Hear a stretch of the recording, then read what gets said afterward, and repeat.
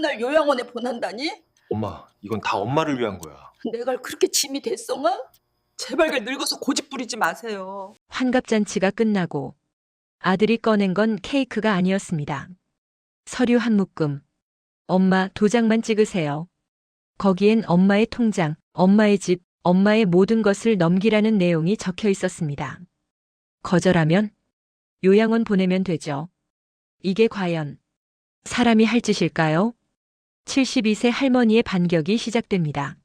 무료로 눌러주실 수 있는 구독과 좋아요, 여러분의 작은 손길이 제게는 정말 큰 힘이 됩니다. 오늘 이야기 끝까지 들어주시고 마음에 남는 부분이 있으셨다면 댓글로 한 말씀 남겨주세요.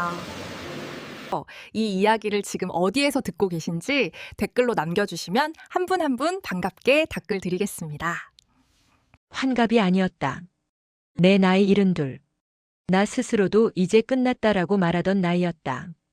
거울을 볼 때마다 깊어지는 주름, 아침마다 뻐근한 무릎, 그리고 점점 흐려지는 시력.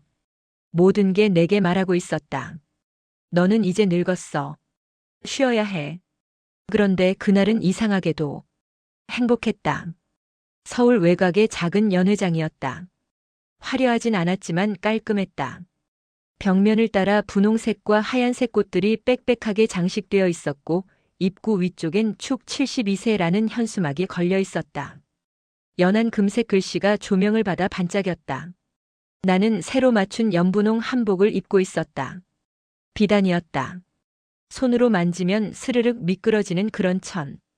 평생 한 번도 이런 옷을 입어본 적이 없었다.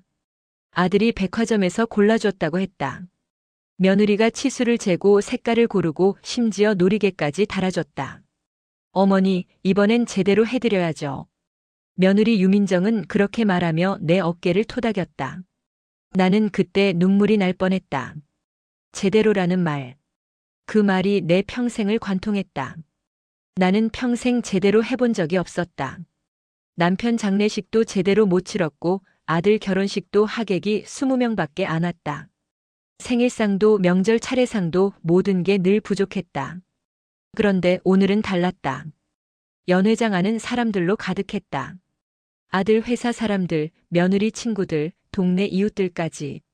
대부분 낯선 얼굴이었지만 그들은 내게 와서 인사했고 박수를 쳐줬고 건강하세요라고 말해줬다.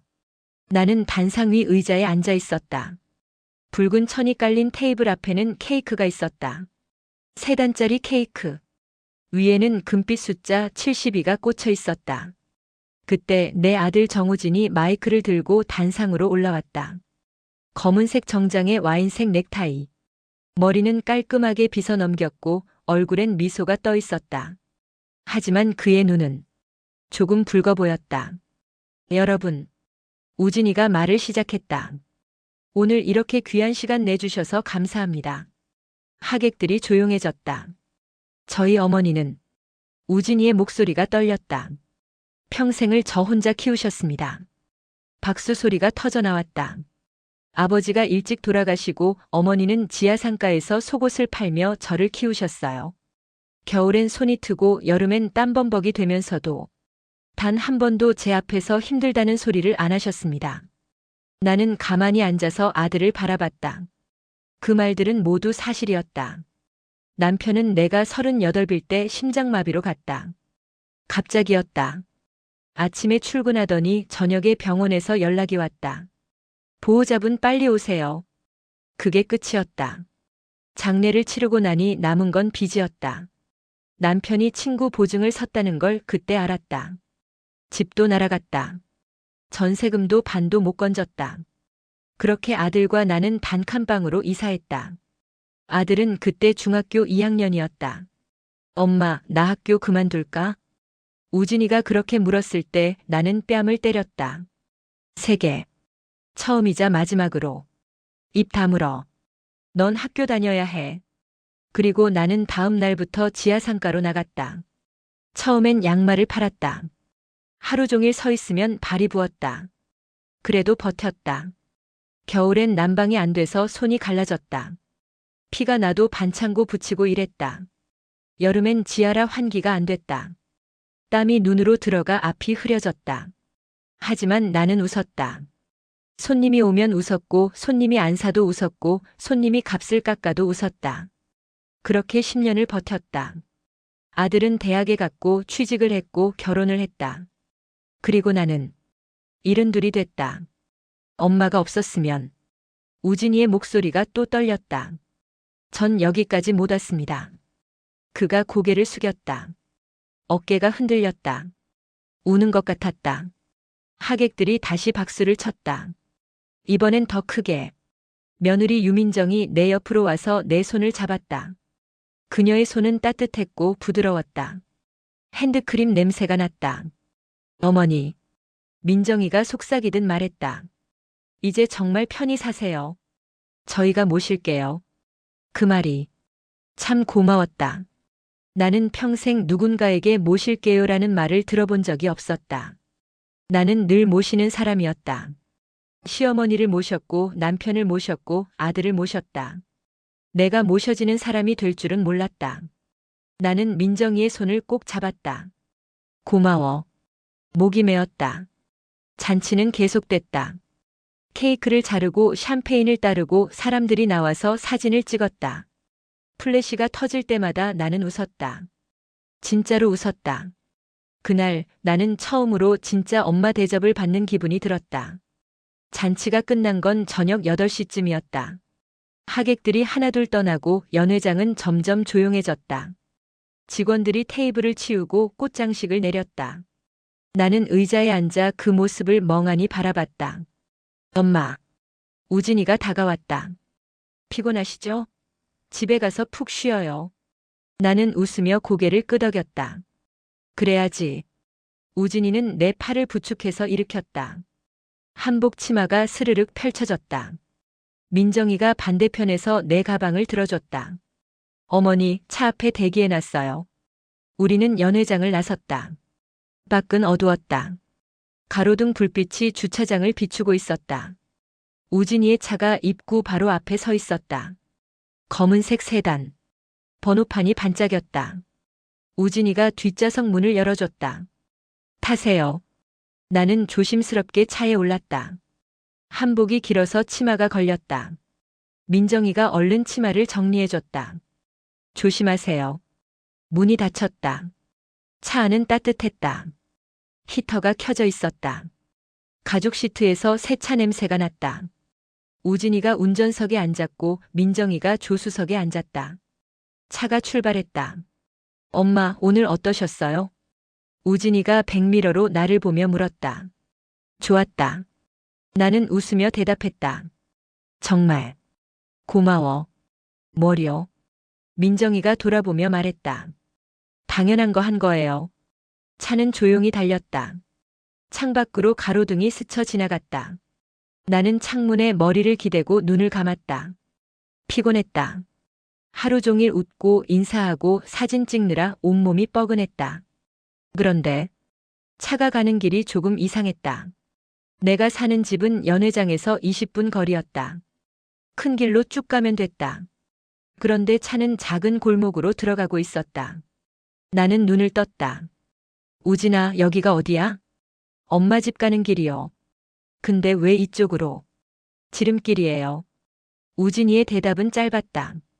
나는 다시 창밖을 봤다. 골목은 점점 좁아졌다. 가로등도 듬성듬성했다. 그리고 차가 멈췄다. 한 건물 앞이었다.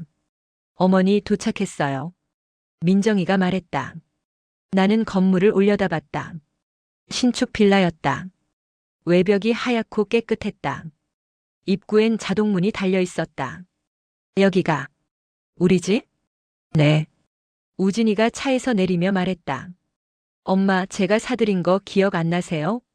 아, 맞다. 작년에 우진이가 이 집을 샀다. 엄마 혼자 살기 딱 좋은 집이라고 했다. 방 2개의 거실, 화장실. 1층이라 계단도 없다고. 나는 그때 울었다. 아들아, 이런 집까지. 엄마, 당연한 거예요. 우진이는 그렇게 말했다. 그리고 오늘 나는 그 집으로 가는 거였다. 우진이가 내 팔을 잡아 차에서 내려줬다. 민정이가 가방을 들었다. 우리는 건물 안으로 들어갔다. 로비는 작았지만 깨끗했다. 대리석 바닥이 반짝였다. 엘리베이터가 한 대 있었다. 엘리베이터가 도착했다. 띠릭. 문이 열렸다. 우리는 안으로 들어갔다. 우진이가 3층 버튼을 눌렀다. 엘리베이터는 조용히 올라갔다. 그런데 이상했다. 아무도 말이 없었다. 우진이도 민정이도 아무 말이 없었다. 나는 괜히 웃으며 말했다. 오늘 정말 고생 많았다. 대답이 없었다. 띠릭. 3층에 도착했다. 문이 열리고 우리는 복도로 나왔다. 복도는 길지 않았다. 집이 4개밖에 없었다. 우진이가 맨 끝 집 앞에서 멈췄다. 도어락에 비밀번호를 눌렀다. 삑삑삑삑. 문이 열렸다. 집 안은 너무 깨끗했다. 현관에 신발장이 있었고 거실엔 소파와 TV가 있었다. 부엌은 작았지만 깔끔했다. 모든 게 새 것이었다. 들어가세요. 민정이가 말했다. 나는 신발을 벗고 안으로 들어갔다. 거실 바닥은 따뜻했다. 온돌이 켜져 있었다. 앉으세요. 우진이가 소파를 가리켰다. 나는 천천히 소파에 앉았다. 푹신했다. 그런데 우진이는 신발을 벗지 않았다. 민정이도. 그들은 현관에 서서 나를 바라봤다. 나는 이상한 기분이 들었다. 너희 안 들어와? 우진이가 한 걸음 안으로 들어왔다. 하지만 신발은 그대로였다. 그리고 소파에 앉지 않고 그냥 섰다. 민정이는 식탁 의자에 걸터 앉더니 휴대폰을 꺼냈다. 화면만 만졌다. 나는 웃으며 말했다. 물이라도 줄까? 엄마가 차 끓여줄게. 됐어요. 우진이의 대답은 짧았다. 그리고 그가 말했다. 엄마, 우리 얘기 좀 하자. 말투가 달랐다. 잔치장에서와 달랐다. 너무 차분했다. 차분해서 더 무서웠다. 얘기? 무슨 얘기? 엄마. 우진이가 내 말을 끊었다. 그리고 거실 장식장 서랍을 열었다. 안에서 두꺼운 서류 봉투를 꺼냈다. 이거.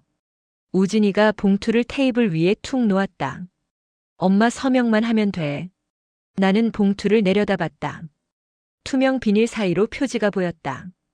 거기에 적힌 제목. 계좌 위임 및 재산 관리 동의서.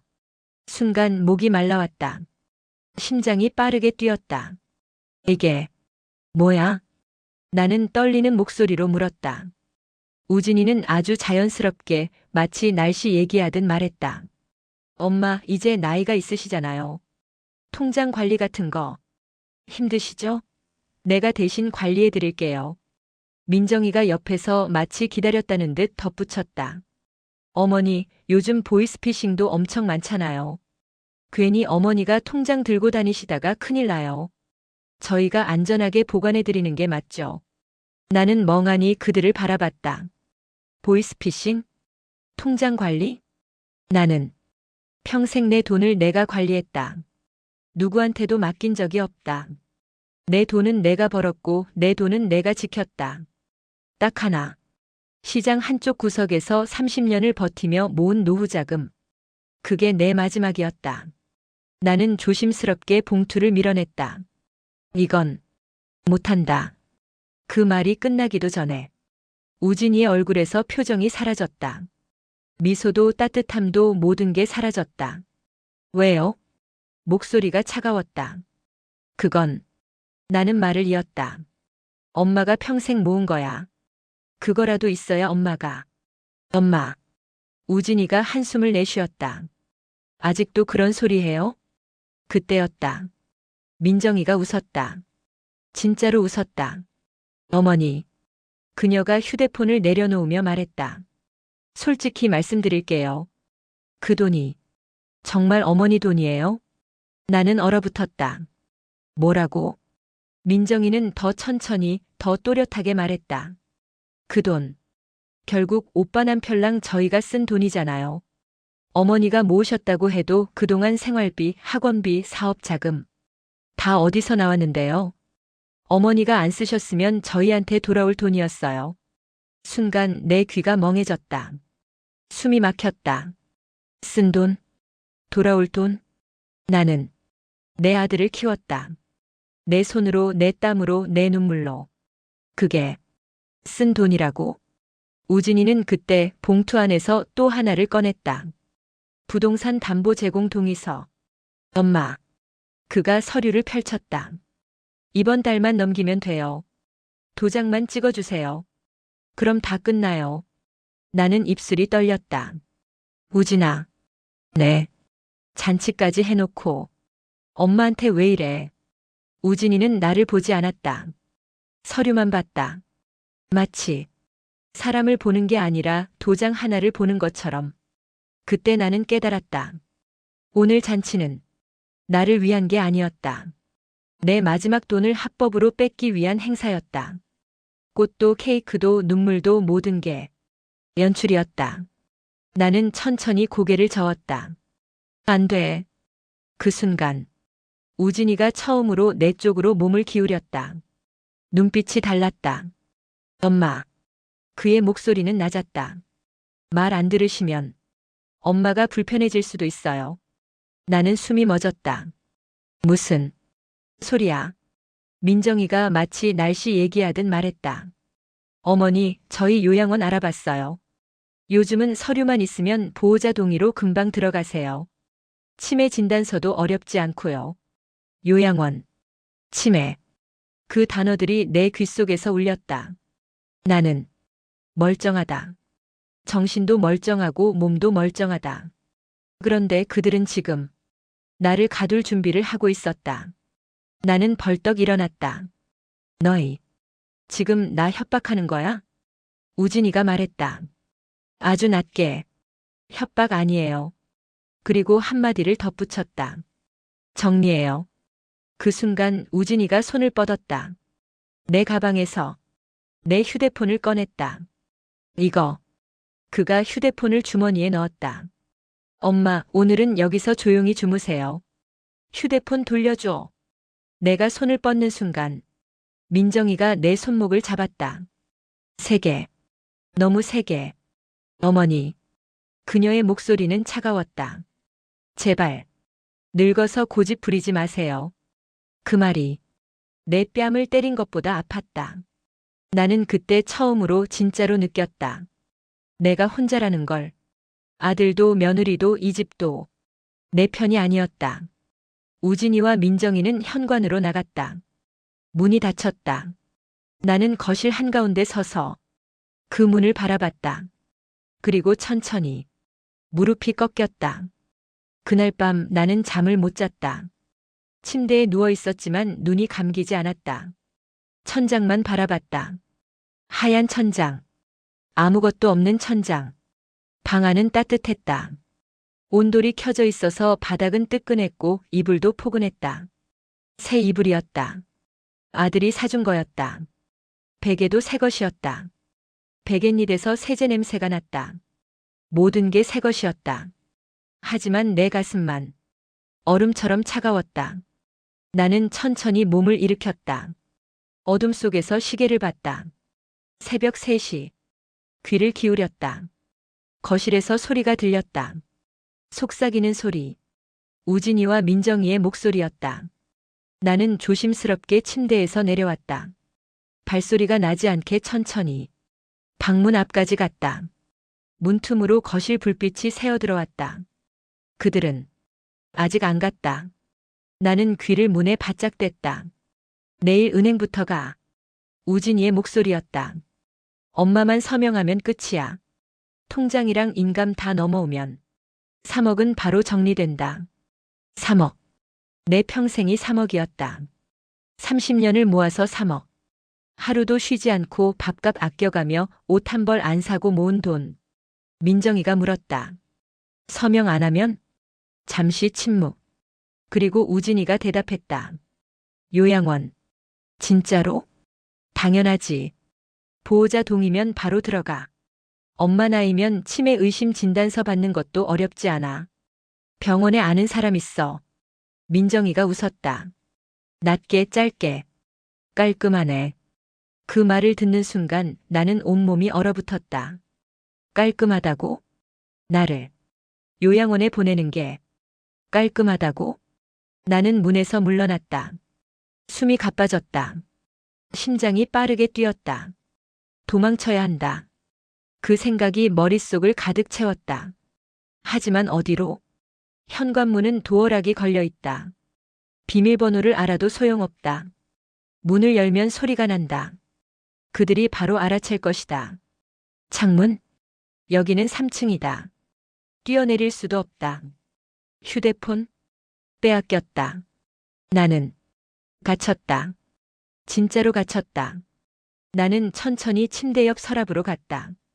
손이 떨렸다. 서랍을 열었다. 안에는 내가 이사 올 때 가져온 물건들이 있었다. 안경, 수첩, 볼펜. 그리고 오래된 사진 한 장. 나는 사진을 꺼냈다. 어둠 속에서도 보였다.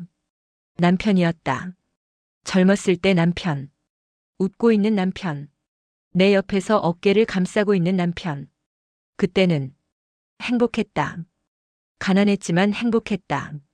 남편은 착했다. 성실했다. 나를 사랑했다. 그런데 그 사람이 죽기 전 마지막으로 내게 준 게 있었다. 나는 사진 뒤를 뒤집었다. 거기에 볼펜으로 휘갈겨 쓴 숫자가 있었다. 10-XXXX-XXXX. 남편이 죽기 일주일 전이었다. 병원 침대에 누워서 숨이 가빴지만 남편은 내 손을 잡고 말했다. 여보. 응. 이거. 받아 적어. 남편이 번호를 불러줬다. 나는 사진 뒤에 적었다. 이게 뭐야? 내 친구. 친구? 응. 혹시라도 우리 아들이 너를 힘들게 하면 이 번호로 전화해. 나는 그때 웃었다. 아들이 나를 왜 힘들게 해? 미친 소리 하지 마. 남편은 웃지 않았다. 여보. 왜? 세상에서 제일 무서운 게 뭔지 알아? 뭔데? 남편이 천천히 말했다. 돈 앞에서 변하는 사람이야. 나는 그 말을 듣고도 믿지 않았다. 우리 아들은 안 그럴 거라고. 우리 아들은 착하다고. 그런데 지금 남편 말이 맞았다. 나는 떨리는 손으로 사진을 쥐었다. 그리고 수첩을 뒤졌다. 거기엔 내가 쓰던 작은 메모들이 있었다. 장볼 목록, 약 먹는 시간, 병원 예약 날짜. 그리고 맨 뒤 페이지에 남편이 준 번호를 한 번 더 적어뒀다. 만약을 위해. 나는 그 번호를 한 글자씩 읽었다. 10. 심장이 뛰었다. 이 번호로 전화하면 뭐가 달라질까? 누가 받을까? 남편 친구라고 했다. 하지만 남편이 죽은 지 벌써 30년이 넘었다.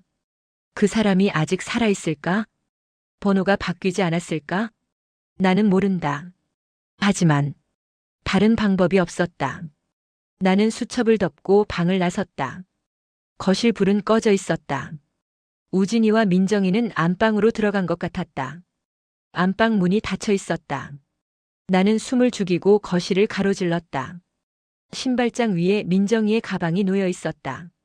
나는 가방을 열었다. 안에서 휴대폰이 보였다. 민정이 휴대폰. 나는 그걸 꺼냈다. 화면을 켰다. 잠금 화면이 떴다. 비밀번호가 필요했다. 나는 숫자를 눌렀다. 민정이 생일. 틀렸다. 다시 눌렀다. 우진이 생일. 띠릭. 열렸다. 나는 숨을 참았다. 전화 앱을 열었다. 번호를 눌렀다. 10. 손이 떨렸다. 마지막 숫자를 누르고 통화 버튼을 눌렀다. 뚜. 연결음이 울렸다. 한 번, 두 번, 세 번.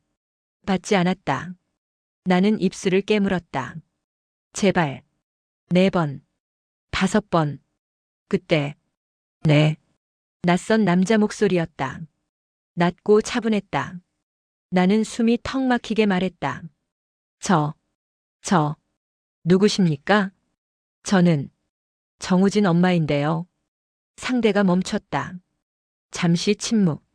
그리고 목소리가 달라졌다. 어머님. 그 한마디에 내 눈물이 쏟아질 뻔했다. 어머님. 누군가 나를 그렇게 불러줬다. 드디어 전화하셨네요. 상대는 내가 전화할 걸 알고 있었다. 지금 제 집에서 나는 떨리는 목소리로 말을 이었다. 아들이 제 통장을 빼앗으려 해요. 휴대폰도 빼앗았어요. 그리고 요양원에 보내겠다고. 목이 메었다. 저는 멀쩡해요. 정신도 멀쩡하고 몸도 괜찮아요. 근데 아들이 어머님, 상대가 내 말을 끊었다. 주소 말씀해 주세요. 나는 주소를 말했다. 빌라 이름, 동번호, 호수까지. 상대가 말했다. 어머님, 네. 15분만 버티세요. 15분? 절대 들키지 마시고요. 누구세요? 당신이 누구기에? 제 이름은 중요하지 않습니다. 상대의 목소리는 단호했다. 중요한 건 제가 어머님을 도울 수 있다는 겁니다. 어떻게? 15분 후에 알게 되실 겁니다. 뚝. 전화가 끊겼다. 나는 휴대폰을 쥔 채 멍하니 서 있었다. 15분. 말이 안 됐다. 여기서 15분 안에 누가 온다고? 하지만 이상하게도 그 목소리는 빈말이 아니었다. 확신이 있었다. 나는 휴대폰을 다시 민정이 가방에 넣었다. 그리고 방으로 돌아왔다. 침대에 앉았다. 시계를 봤다. 새벽 3시 47분. 15분 후면 42분. 나는 손을 꼭 쥐었다. 15분. 버텨야 한다. 절대 들키면 안 된다. 시간이 너무 느리게 갔다. 1분, 2분, 3분. 나는 시계만 바라봤다. 심장이 빠르게 뛰었다. 귀를 기울였다. 안방에서는 아무 소리도 들리지 않았다. 우진이와 민정이는 자고 있는 것 같았다. 10분이 지났다. 나는 몸을 일으켰다. 방문을 살짝 열었다. 거실은 여전히 어두웠다. 아무 일도 일어나지 않았다. 그때 현관 쪽에서 아주 작은 소리가 들렸다. 딸깍. 나는 얼어붙었다. 도어락 소리였다. 누군가 이 집 도어락을 열고 있었다. 나는 숨을 죽였다. 안방 쪽을 봤다. 안방 문은 여전히 닫혀 있었다. 그들은 못 들은 것 같았다. 현관문이 천천히 열렸다. 끽. 문틈 사이로 불빛이 들어왔다. 복도 조명이었다. 그리고 한 남자가 들어왔다. 정장 차림이었다. 검은색 정장에 회색 넥타이. 손에는 서류가 든 검은 가방. 그리고 뒤따라 두 사람이 더 들어왔다. 한 명은 여자였다. 역시 정장 차림. 한 명은 남자였다. 카메라를 들고 있었다. 첫 번째 남자가 현관에서 신발을 벗었다. 그리고 거실로 들어섰다. 그 순간 안방 문이 열렸다. 우진이가 나왔다. 머리가 헝클어져 있었다. 잠옷 차림이었다. 누구세요? 우진이의 목소리는 떨렸다. 남자는 우진이를 바라봤다. 그리고 아주 조용히 말했다. 정우진 씨죠? 목소리는 낮았다. 질문이 아니었다. 진술이었다. 민정이도 안방에서 나왔다. 여보, 이 사람들 뭐야? 우진이가 손을 들어 민정이를 막았다. 지금 뭐 하는 겁니까? 여긴 사유지고 당신들 무단 침입이에요. 남자는 대답하지 않았다. 대신 가방을 열었다. 안에는 서류가 아니었다. 녹음기, 태블릿, 그리고 얇은 파일 하나. 남자가 말했다. 저는 금융감독원 파견 조사관입니다. 그 말에 우진이의 얼굴이 굳었다. 금융감독원? 네. 무슨 말도 안 되는 소리예요. 지금 새벽이잖아요. 조사관은 고개를 끄덕였다. 맞습니다. 그리고 한마디를 덧붙였다. 그래서 더 좋죠. 뭐가요? 있는 그대로 나오니까요. 우진이가 한 걸음 뒤로 물러났다. 민정이는 얼굴이 창백해졌다. 조사관은 거실 불을 켰다. 환한 불빛이 거실을 가득 채웠다. 그리고 조사관이 나를 바라봤다. 나는 방문 앞에 서 있었다. 조사관이 물었다. 어머님. 네. 통장과 관련해서 강요받고 계신 게 맞습니까? 그 순간 우진이가 소리쳤다. 엄마, 뭐라고 말할 거야? 나는 우진이를 봤다. 내 아들. 내가 낳은 아들. 내가 평생 키운 아들. 그런데 지금 그 아들이 나를 협박했다. 내 입에서 처음으로 확신 있는 말이 나왔다. 네. 우진이의 얼굴이 일그러졌다. 엄마. 나는 말을 이었다. 제 통장, 제 부동산, 그리고 제 인감까지 지금 이 자리에서 요구받았습니다. 집안 공기가 뚝 가라앉았다. 조사관은 고개를 끄덕였다. 그럼 절차대로 가겠습니다. 그는 태블릿을 켰다. 화면이 밝아졌다. 그리고 재생 버튼을 눌렀다. 스피커에서 소리가 흘러나왔다. 내일 은행부터 가. 엄마만 서명하면 끝이야. 우진이의 목소리였다. 서명 안 하면? 민정이의 목소리. 요양원. 깔끔하네. 그 대화가 거실에 울려 퍼졌다. 민정이의 얼굴이 새하얗게 질렸다. 그거 불법 녹음이잖아요. 조사관이 차갑게 말했다. 아닙니다. 뭐가요? 어머님은 본인의 대화 당사자입니다. 본인이 있는 공간에서 녹음한 건 불법이 아닙니다. 그리고 한마디를 덧붙였다. 게다가 이미 여러 건 확보돼 있습니다. 우진이는 그제야 나를 봤다. 눈빛이 흔들렸다. 엄마, 이게 뭐야? 엄마가 우릴 신고한 거야? 나는 천천히 고개를 저었다. 내가 아니야. 그럼 누가? 나는 대답했다. 내 아버지야. 우진이의 눈이 커졌다. 아버지? 내 아버지가 남긴 번호야. 우진이는 믿을 수 없다는 표정으로 나를 바라봤다. 아버지가 죽은 지 30년이 넘었는데. 그래. 나는 말을 이었다. 내 아버지는 내가 돈 앞에서 변할 걸 이미 알고 있었어. 우진이의 입이 떨렸다. 그럴 리 없어. 아버지가 왜? 왜냐하면 내 목소리는 단호했다. 내 아버지도 똑같았거든. 그 말에 거실이 조용해졌다. 우진이는 말문이 막혔다. 나는 계속 말했다. 내 아버지는 젊었을 때 돈 때문에 친구를 배신했어. 그래서 친구가 파산했지. 그 친구가 바로 이 번호의 주인이야. 조사관이 고개를 끄덕였다. 제 아버지였습니다. 우진이가 조사관을 봤다. 조사관이 말을 이었다. 당신 아버지가 죽기 전 제 아버지한테 찾아와서 사과했습니다. 그리고 부탁했죠. 내 아들이 혹시 내 길을 따라가면 막아달라고.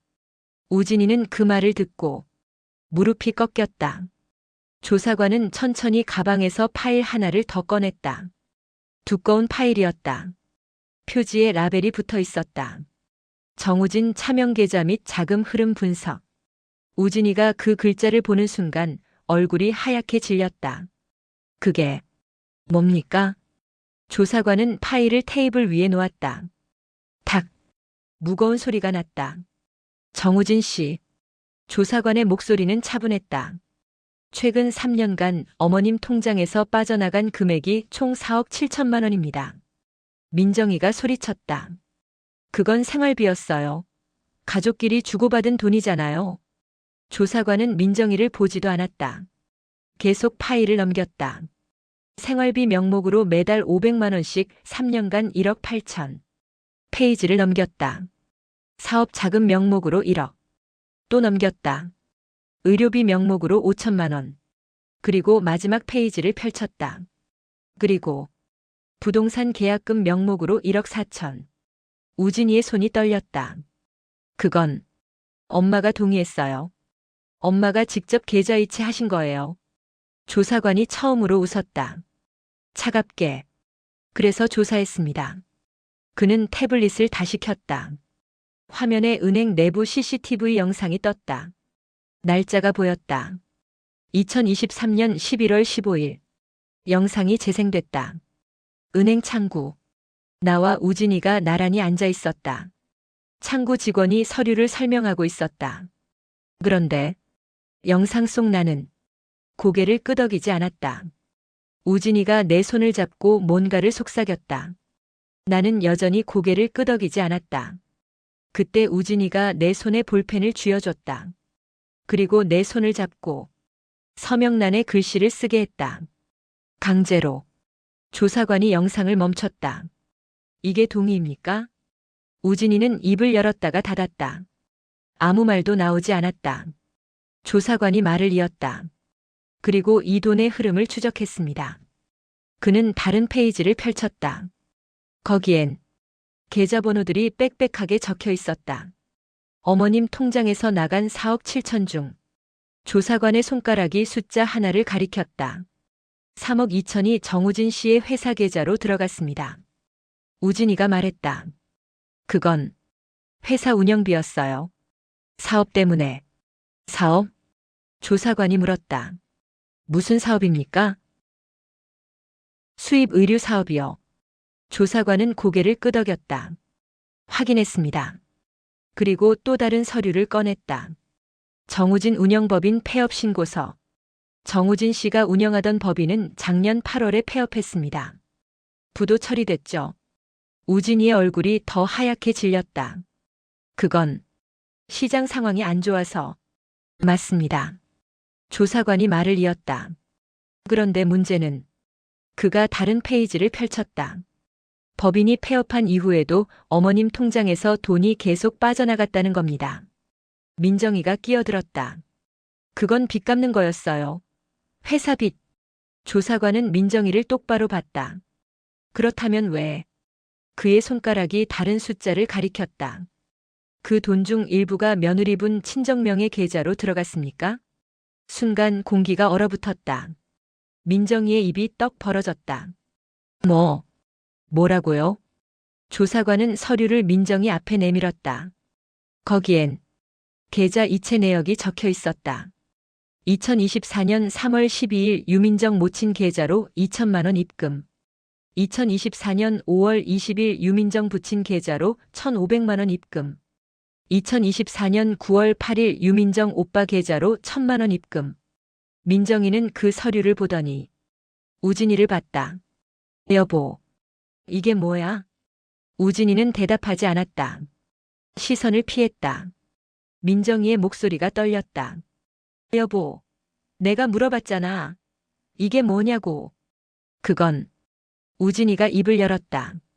너희 집에서 급하게 돈이 필요하다고 해서. 뭐? 민정이가 소리쳤다.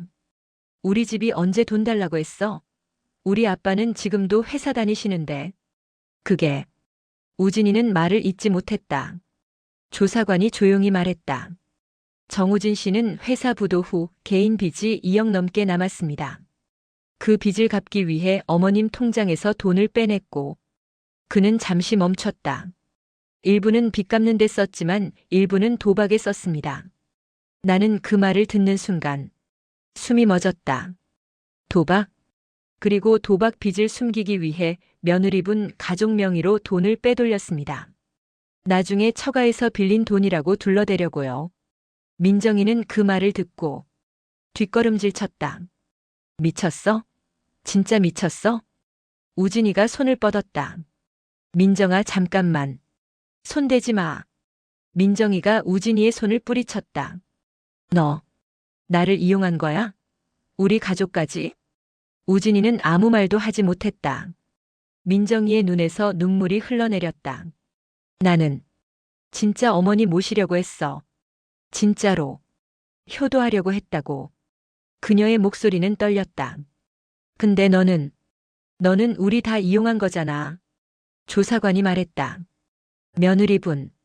민정이가 조사관을 봤다. 며느리분은 이 사건에서 피해자로 분류됩니다. 본인이 모르는 사이에 명의가 도용됐으니까요.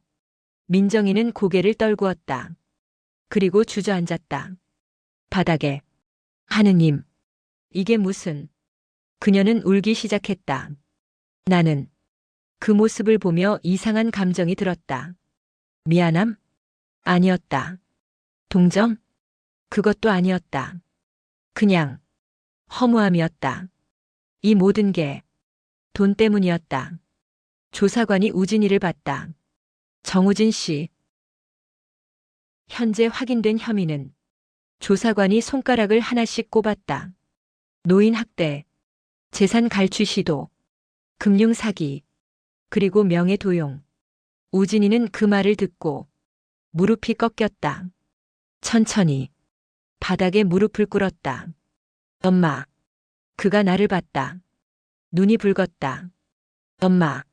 나 잘못했어. 나는 그를 내려다봤다. 내 아들. 무릎 꿇은 내 아들. 엄마가 이럴 줄은 정말 몰랐어. 우진이의 목소리는 떨렸다. 나 정말 힘들었어. 회사 망하고 빚쟁이들한테 쫓기고. 나도 어쩔 수 없었어. 나는 조용히 물었다. 그래서? 응? 그래서 엄마 통장을 뺏으려고 한 거야? 우진이는 고개를 숙였다. 미안해. 정말 미안해. 그래서 엄마를 요양원에 보내려고 한 거야? 그건 협박이었어. 진짜로 보낼 생각은 없었어. 나는 한숨을 내쉬었다. 우진아.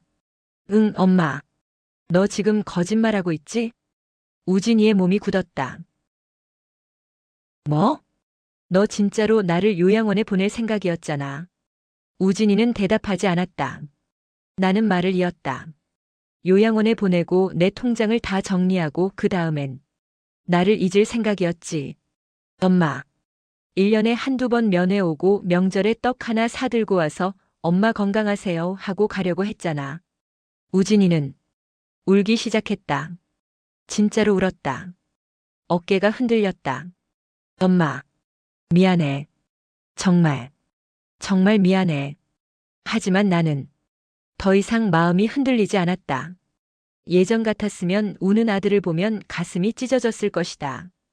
달려가서 안아주고 괜찮아, 엄마가 다 이해해라고 말했을 것이다. 하지만 지금은 아니었다. 나는 조사관을 봤다.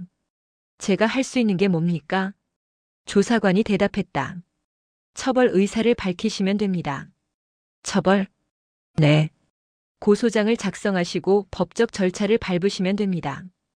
우진이가 고개를 들었다. 엄마, 제발. 한 번만. 나는 우진이를 봤다. 한 번? 응. 엄마. 나 엄마 아들이잖아. 한 번만 봐줘. 너는 나한테 몇 번을 봐달라고 했니? 우진이는 입을 다물었다. 나는 천천히 말했다. 중학교 때 친구 돈 훔쳤을 때. 고등학교 때 시험 컨닝하다 걸렸을 때. 대학교 때 학비를 도박으로 날렸을 때. 우진이의 얼굴이 점점 하얗게 질렸다. 나는 계속 말했다. 회사 차릴 때 사기당했을 때. 엄마.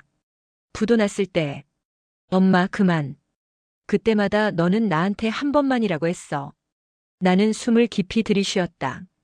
그리고 나는 매번 봐줬지. 우진이는 고개를 숙였다. 나는 마지막으로 말했다. 이제 끝이야. 우진이가 고개를 들었다. 엄마. 나는 너를 벌주려는 게 아니야. 그럼. 나는 조용히 하지만 단호하게 말했다. 나를 살리려는 거야. 그 말에 우진이는 아무 말도 하지 못했다.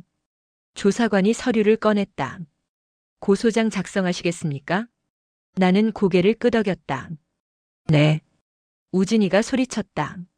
엄마. 제발. 엄마. 민정이도 일어나서 말했다. 어머니. 그래도 가족인데. 나는 민정이를 봤다. 민정아. 네. 너는 피해자야. 너까지 무너질 필요 없어. 민정이는 눈물을 흘렸다. 어머니. 집에 가. 너희 부모님한테 가서 이 얘기 다 해. 그리고 나는 잠시 멈췄다. 다시 시작해. 민정이는 고개를 숙였다. 그리고 가방을 들고 현관으로 걸어갔다. 우진이가 소리쳤다. 민정아. 어디가? 민정아. 하지만 민정이는 돌아보지 않았다. 문이 열렸다. 그리고 닫혔다. 쾅. 우진이는 그 자리에 주저앉았다. 완전히 무너졌다. 조사관이 말했다. 정우진 씨 일어나세요. 동행해야 합니다. 뒤에 있던 남자 조사관이 다가왔다. 우진이를 일으켰다. 우진이는 더 이상 저항하지 않았다. 그냥 인형처럼 끌려갔다. 현관 앞에서 우진이가 마지막으로 나를 봤다. 엄마. 나는 대답하지 않았다. 엄마, 미안해. 나는 여전히 대답하지 않았다. 우진이는 끌려나갔다. 문이 닫혔다. 집안이 조용해졌다. 나는 거실에 혼자 남았다. 조사관 한 명만 남아 있었다. 그가 물었다. 괜찮으십니까? 나는 고개를 끄덕였다. 네. 힘드시면 물 드릴까요? 아니요. 괜찮아요. 조사관은 명함을 꺼냈다. 필요하신 게 있으면 언제든 연락하세요. 나는 명함을 받았다. 거기엔 이름이 적혀 있었다. 강민석 금융감독원 특별조사팀. 감사합니다. 강민석은 고개를 숙였다. 어머님, 남편분께서 부탁하신 일입니다. 제가 해야 할 일이었습니다. 그리고 그도 나갔다. 문이 닫혔다. 나는 혼자가 됐다. 완전히. 나는 소파에 앉았다. 그리고 처음으로 울었다. 소리내서 울었다. 으아. 억눌렀던 모든 게 터져나왔다. 슬픔, 분노, 허무함, 그리고 후회. 내가 뭘 잘못한 걸까? 내가 아들을 잘못 키운 걸까? 눈물이 멈추지 않았다.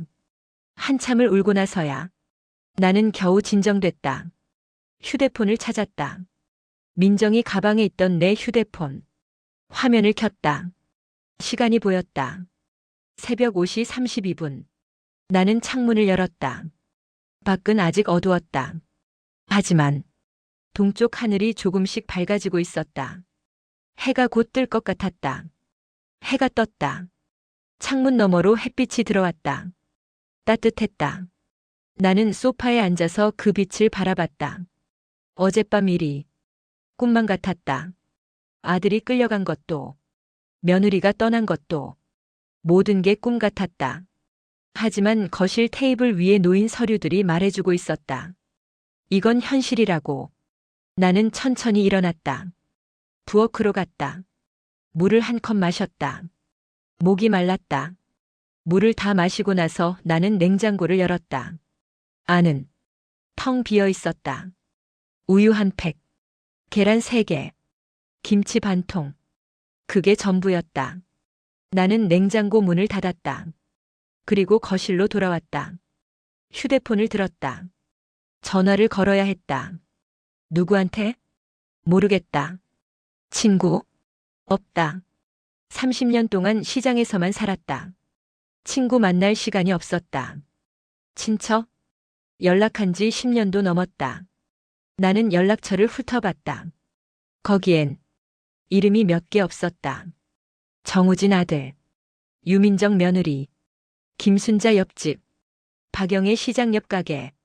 그게 전부였다. 나는 한숨을 내쉬었다. 그리고 휴대폰을 내려놓았다. 시계를 봤다. 아침 7시. 밖에서 소리가 들렸다. 복도를 지나가는 발소리. 누군가 출근 준비를 하는 소리. 나는 여기서 뭘 해야 하지? 며칠이 지났다. 나는 계속 이 집에 있었다. 나갈 곳이 없었다. 집도 없었다. 내가 살던 집은 이미 아들이 정리했다고 했다. 전세금은 빚 갚는 데 썼다고. 갈 곳도 없었다. 그냥 이 집에서 지냈다. 아침에 일어나면 창문을 열었다. 햇빛을 봤다. 그리고 물을 마셨다. 냉장고는 여전히 비어 있었다. 나는 장을 보러 나가지 않았다. 밖에 나가는 게 무서웠다. 사람들을 마주치는 게, 그들이 나를 보고 뭐라고 생각할까? 저 할머니 아들한테 버림받았대. 불쌍하게. 그런 시선이 무서웠다. 그래서 나는 집에만 있었다. 일주일째 되던 날, 초인종이 울렸다. 띠릭, 띠릭. 나는 깜짝 놀랐다. 누구지? 초인종이 또 울렸다. 나는 조심스럽게 현관으로 갔다. 문구멍으로 밖을 봤다. 한 여자가 서 있었다. 젊은 여자. 정장 차림. 손에 서류 가방을 들고 있었다. 나는 문을 조금 열었다. 누구세요? 여자가 웃으며 말했다. 안녕하세요. 저는 법률 상담센터에서 나왔습니다. 혹시 이명순 어르신 맞으십니까? 이명순. 내 이름이었다. 네. 맞는데요. 금융감독원에서 연락받고 왔습니다. 법적 절차 도와드리러 왔어요. 나는 문을 더 열었다. 들어오세요. 여자가 들어왔다. 신발을 벗고 거실로 들어왔다. 앉으세요. 감사합니다. 여자는 소파에 앉았다. 가방을 열고 서류를 꺼냈다. 어르신 고소장은 이미 접수됐습니다. 지금은 증거 수집 단계고요. 네. 그리고 어르신 통장 관련해서도 조치가 들어갔습니다. 여자가 서류 하나를 내밀었다. 계좌 지급 정지 통지서. 아드님 명의로 된 모든 계좌가 동결됐습니다. 어르신 통장에서 빠져나간 돈 중 일부는 회수 가능할 것 같습니다. 나는 서류를 받아들었다. 글씨가 빽빽했다. 잘 읽히지 않았다. 얼마나? 돌려받을 수 있나요? 여자가 대답했다. 정확한 금액은 아직 모르지만 최소 1억 정도는 가능할 것 같습니다. 1억. 나는 그 숫자를 머릿속으로 되뇌었다. 4억 7천을 빼앗겼는데 1억만 돌려받는다. 그래도 없는 것보단 낫겠지. 그리고 어르신.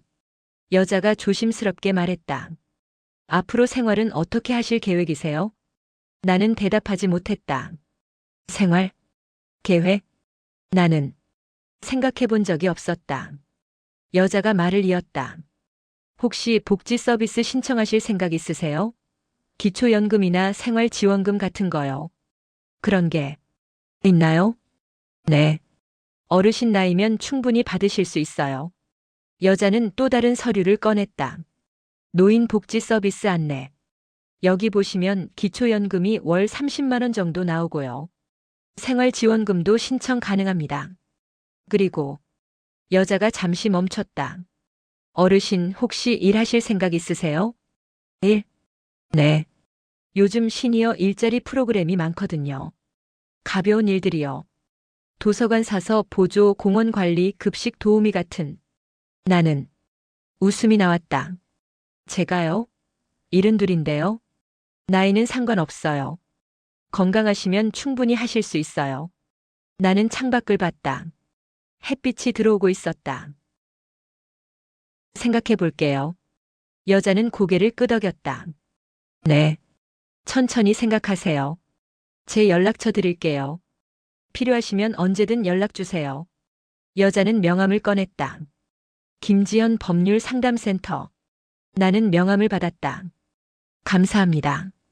김지연은 일어났다. 그럼 다음 주에 다시 올게요. 그때 상세한 절차 설명드리고 서류 작성 도와드릴게요. 네. 김지연은 나갔다.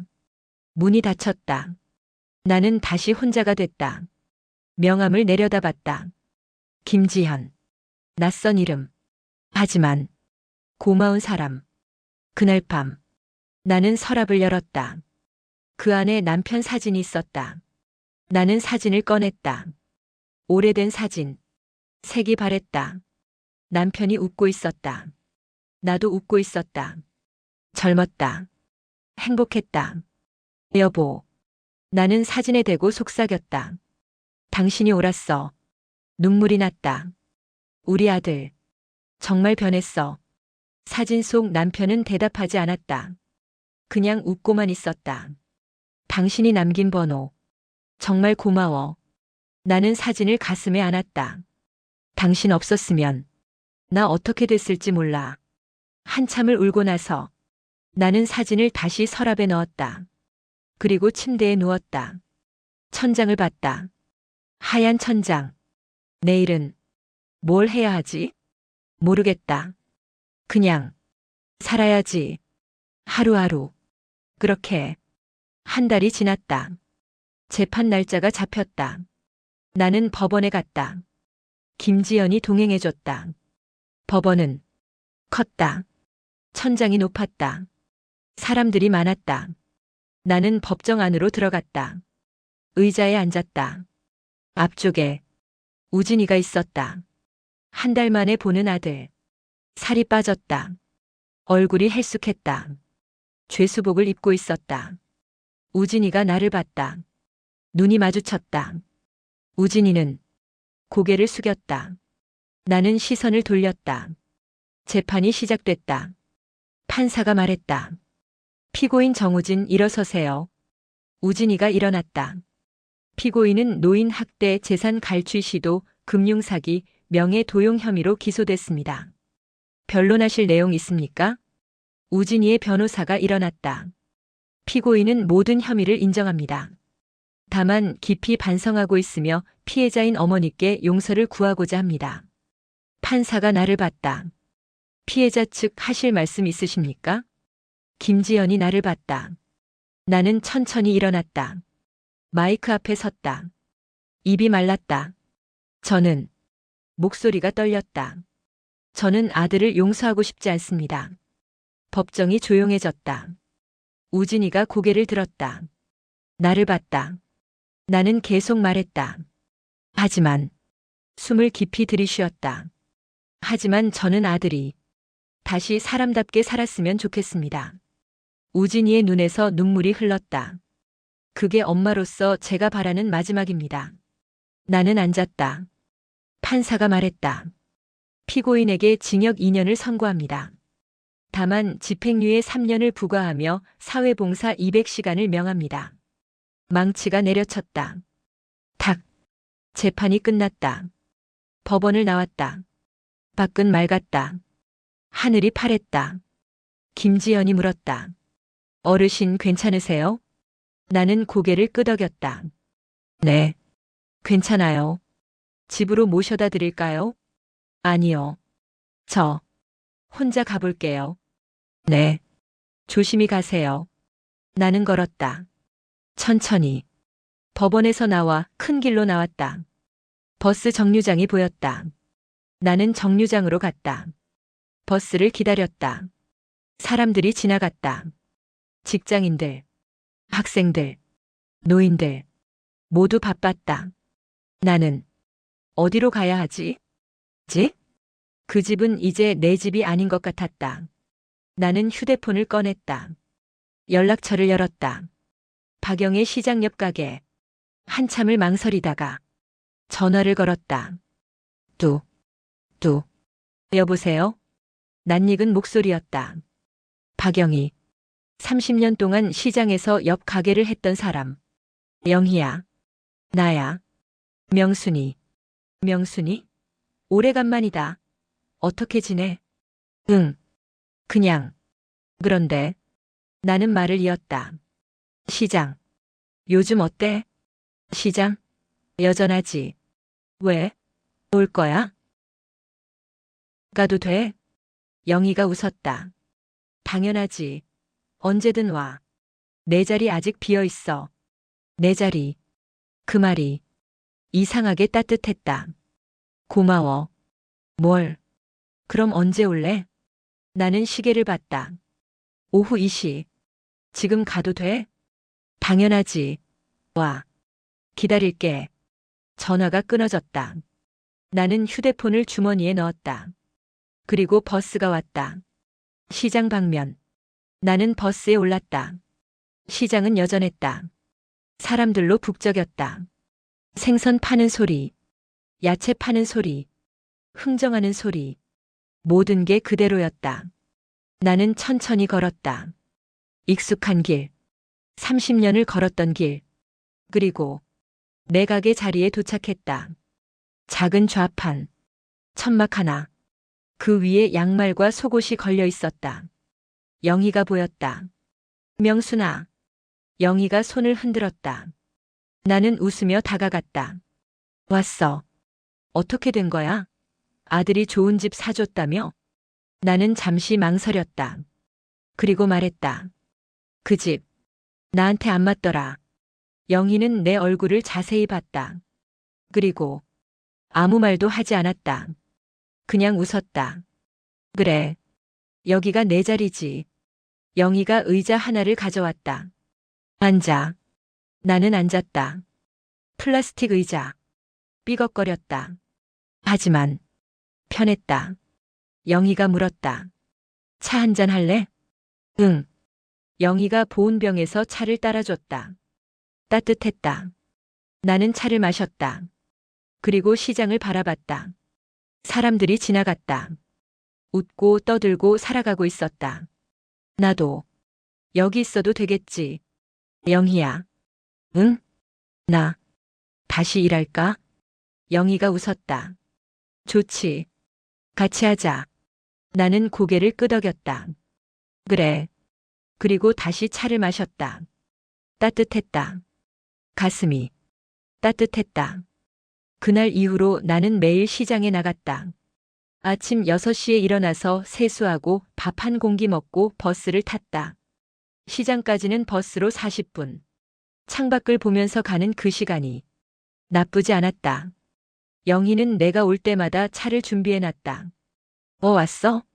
응. 차 마셔. 고마워. 우리는 말이 많지 않았다. 그냥 옆에 앉아서 시장을 바라봤다. 손님이 오면 물건을 팔았고 안 오면 그냥 앉아 있었다. 그게 전부였다. 하지만 그게 좋았다. 마이너스. 어느 날 손님 한 명이 왔다. 젊은 여자였다. 아기를 업고 있었다. 아줌마, 이거 얼마예요? 아기 속옷을 가리켰다. 5,000원. 내장에 15,000원 안 돼요?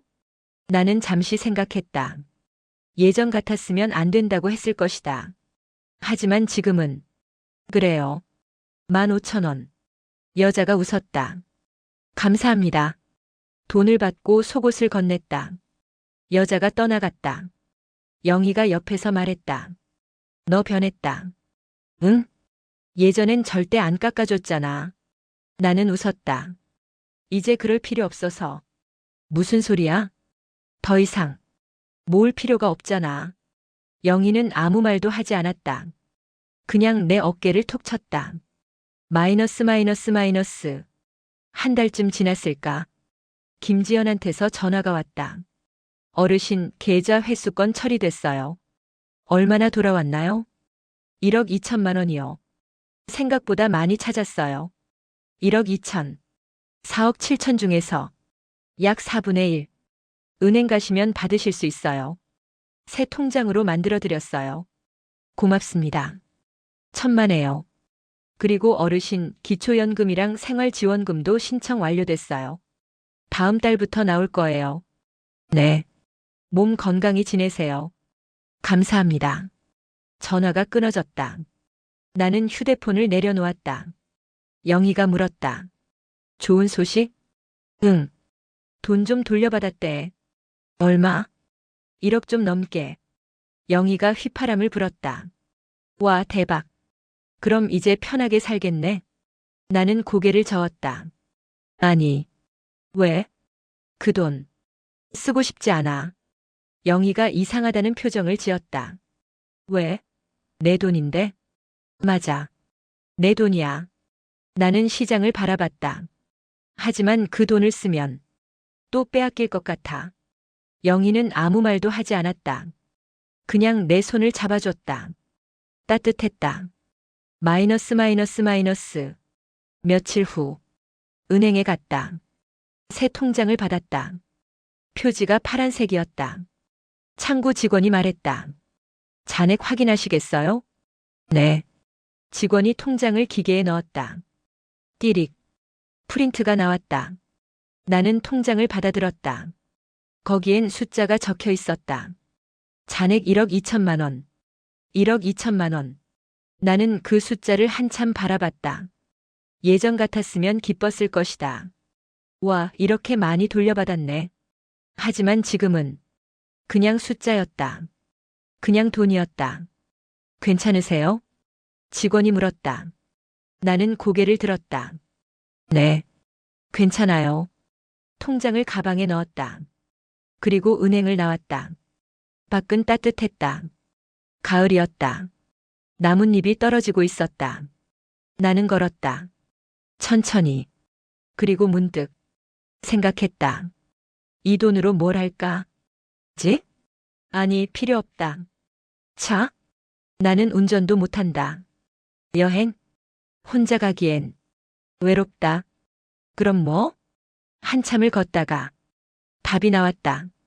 마이너스. 다음 날 나는 시장에 갔다. 영희한테 말했다. 영희야, 나 좀 부탁 하나 해도 돼? 뭔데? 시장에 젊은 사람들 없지? 응. 요즘 다들 안 와. 젊은 애들은 인터넷으로 사니까. 그치? 나는 잠시 생각했다. 그럼 우리가 인터넷을 배우면 어떨까? 영희가 웃었다. 우리가? 인터넷을? 응. 휴대폰으로 물건 팔고 사진 찍어서 올리고 그런 거. 영희는 잠시 생각했다. 할 수 있을까? 모르지. 해봐야 알지. 영희가 고개를 끄덕였다. 그래. 해보자. 그날부터 나는 도서관에 다녔다. 컴퓨터 강좌를 신청했다. 시니어를 위한 스마트폰 교실. 수강생이 10명이었다. 모두 나처럼 나이가 많았다. 강사는 젊은 여자였다. 안녕하세요. 저는 이수진이라고 해요. 앞으로 6주 동안 함께 할 거예요. 수진 씨는 친절했다. 천천히 설명했다. 먼저 카메라 앱을 열어볼게요. 여기 이 버튼 누르세요. 나는 휴대폰을 들었다. 손이 떨렸다. 버튼을 눌렀다. 카메라가 켜졌다. 와. 수진 씨가 웃었다. 잘하셨어요. 이제 사진 찍어볼게요.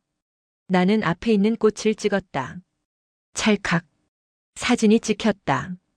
이제 이 사진을 인터넷에 올릴 수 있어요. 진짜요? 네. 쉬워요.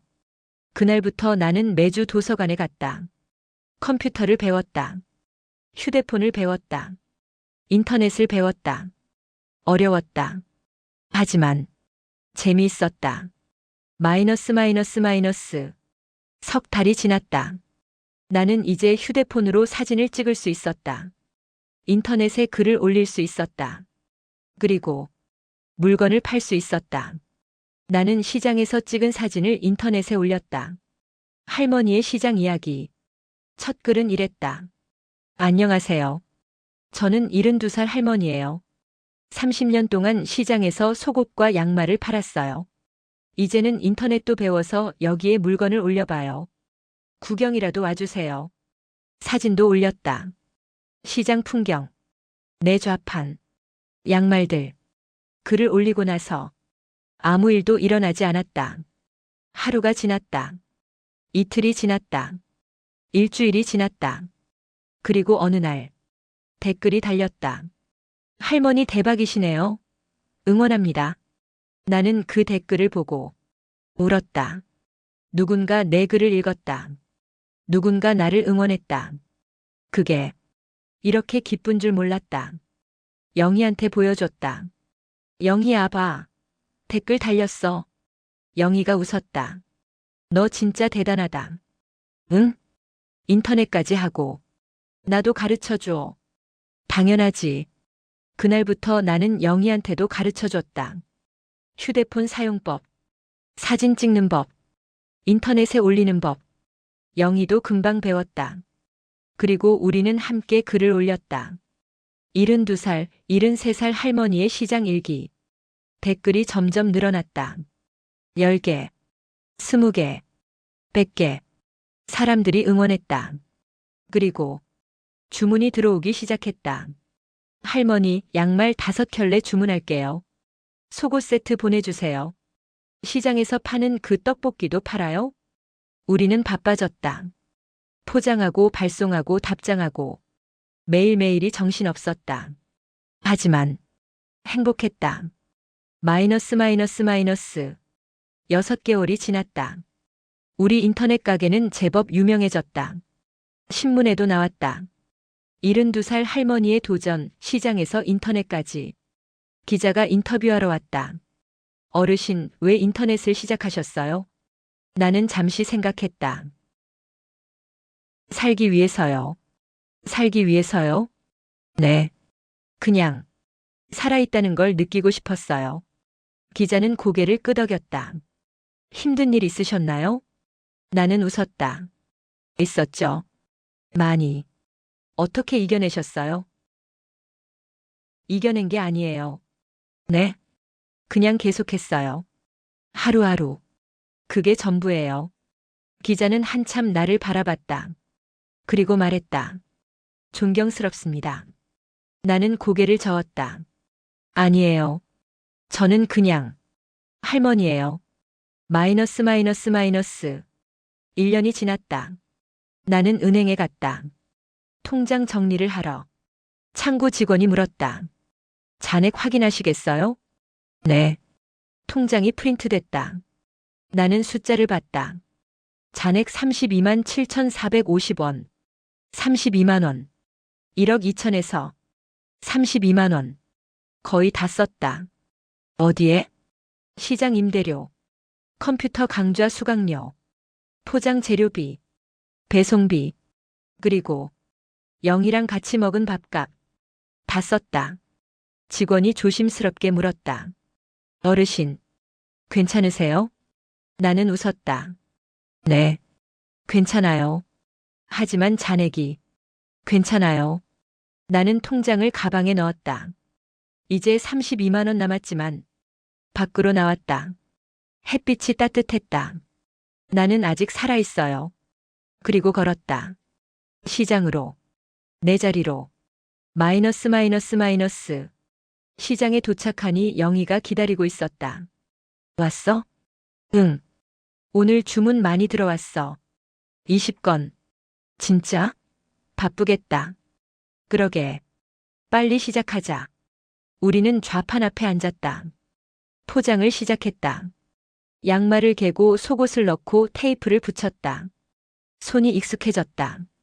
빨라졌다. 명순아. 응? 너 행복해? 나는 손을 멈췄다. 영희를 봤다. 응. 행복해. 진짜? 응. 진짜. 영희가 웃었다. 나도. 우리는 다시 포장을 시작했다. 해가 지고 있었다. 노을이 시장을 붉게 물들였다. 사람들이 하나둘 집으로 돌아갔다. 우리도 마무리했다. 오늘도 수고했어. 너도. 내일 봐. 응. 내일 봐. 나는 버스를 탔다. 창밖을 봤다. 도시가 불을 켜고 있었다. 반짝반짝. 아름다웠다. 나는 가방에서 통장을 꺼냈다. 마지막 페이지를 펼쳤다. 거기엔 숫자가 적혀 있었다. 잔액 32만 7,450원. 32만 원. 나는 그 숫자를 한참 바라봤다. 그리고 웃었다. 괜찮아. 이 정도면 한 달은 버틸 수 있어. 그리고 다음 달엔 또 벌면 돼. 하루하루. 그렇게. 버스가 멈췄다. 내릴 시간이었다. 나는 일어났다. 그리고 내렸다. 집으로 걸어갔다. 작은 빌라. 3층. 계단을 올랐다. 숨이 찼다. 하지만 괜찮았다. 문을 열었다. 집은 여전히 작았다. 하지만 따뜻했다. 나는 신발을 벗었다. 거실로 들어갔다. 창문을 열었다. 바람이 들어왔다. 시원했다. 나는 소파에 앉았다. 그리고 휴대폰을 꺼냈다. 인터넷을 열었다. 우리 가게 페이지를 봤다. 새 댓글이 달려 있었다. 할머니, 오늘도 응원해요. 양말 잘 받았어요. 감사합니다. 할머니 덕분에 용기 얻어요. 나는 댓글 하나하나를 읽었다. 그리고 답장을 달았다. 고맙습니다. 저도 여러분 덕분에 힘이 나요. 답장을 다 쓰고 나서 나는 휴대폰을 내려놓았다. 창밖을 봤다. 별이 보였다. 많지는 않았다. 도시라 별이 잘 안 보였다. 하지만 몇 개는 보였다. 반짝반짝. 나는 그 별을 바라보며 생각했다. 나도 저렇게 작지만 빛나고 있을까? 내 통장엔 32만 원밖에 없지만 나는 아직 여기 있어. 살아있어.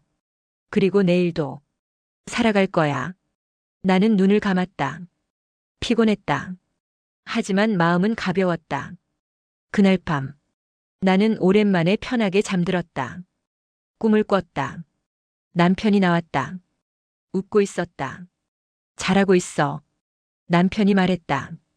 여보, 정말 잘하고 있어. 나는 꿈속에서 울었다. 고마워. 아니야. 내가 고마워. 왜? 넌 강하니까. 나 강해? 응. 넌 항상 강했어. 나는 남편을 안았다. 따뜻했다. 여보. 응? 우리 아들. 괜찮아질까? 남편은 대답하지 않았다. 그냥 웃었다. 그건 아들이 정할 일이야. 그래. 너는 내 인생을 살아. 알았지?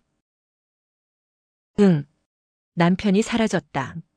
나는 혼자 남았다. 하지만 외롭지 않았다. 마이너스. 다음 날 아침. 나는 눈을 떴다. 햇빛이 들어오고 있었다. 따뜻했다. 나는 일어났다. 세수를 했다. 밥을 먹었다. 가방을 들었다. 그리고 문을 열었다. 오늘도 시장에 가야지. 버스를 타고 좌판 앞에 앉아서 물건을 팔아야지. 하루하루. 그렇게 나는 계단을 내려갔다. 밖으로 나왔다. 하늘이 파랬다. 구름이 떠 있었다. 예뻤다. 나는 버스 정류장으로 걸었다. 걸으면서 생각했다. 내 통장엔 0원이 아니라 32만 원이 남았어. 그리고 내 마음엔 희망이 남았어. 버스가 왔다. 나는 버스에 올랐다. 창가에 앉았다. 창밖을 봤다. 세상이 움직이고 있었다. 사람들이 살고 있었다. 나도 그중 하나였다. 작지만 여전히 빛나는, 그리고 아직 살아있는 이명순.